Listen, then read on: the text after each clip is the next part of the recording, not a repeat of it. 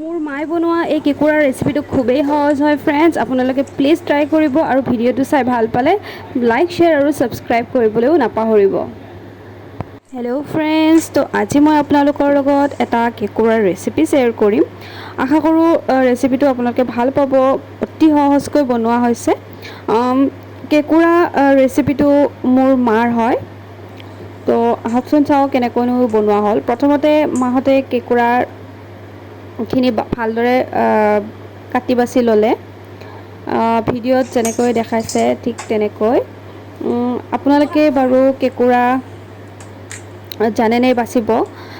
মইতো নাজানো, সেইবাবে মায়ে এইখিনি ধুনীয়াকৈ বাছি কাটি ল'লে। দেখিছেনে ভিডিঅ'ত যেনেকৈ দেখাইছে ইমান সহজভাৱে মাহঁতে কাটিব জানে। লগতে মোৰ বাবাও কাটিছিলে, মাক সহায় কৰি দিছিলে। তো এয়া ফ্ৰেণ্ডছ, কেকুৰাখিনি ভালদৰে ধুই বাছি কৰি হালধি নিমখ সানি এইখিনি ভালদৰে ফ্ৰাই কৰি ল'লে। ফাৰ্ষ্টতে মছলাত লোৱা হৈছিলে ফ্ৰেণ্ডছ গোটা জিৰা পেষ্ট কৰিছিলে, আদা নহৰু আৰু জলকীয়া, বাছ ইমানেই।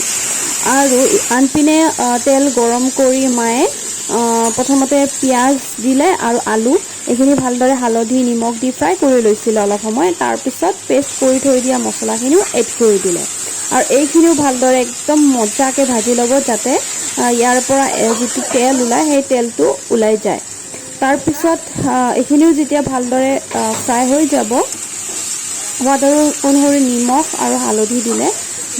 যেতিয়া এইখিনি ভালদৰে ফ্ৰাই হৈ যাব, তাৰপিছত ভাজি থৈ দিয়া কেকুৰাখিনিও ইয়াতে এড কৰি দিব আৰু এইখিনিও অলপ সময় ভালদৰে ফ্ৰাই কৰি ল'ব।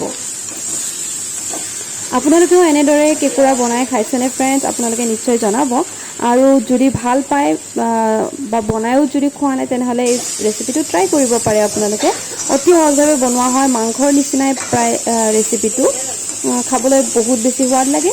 এইখিনি ফ্ৰাই হৈ গ'ল অলম'ষ্ট। এতিয়া ইয়াতে পানী এড কৰি দিলে আৰু এইখিনি যেতিয়া উতল আহিব ভালদৰে, পানীখিনি অকণমান যেতিয়া কমি যাব, শেষৰ পিনে ইয়াতে গৰম মছলা এড কৰি দিব।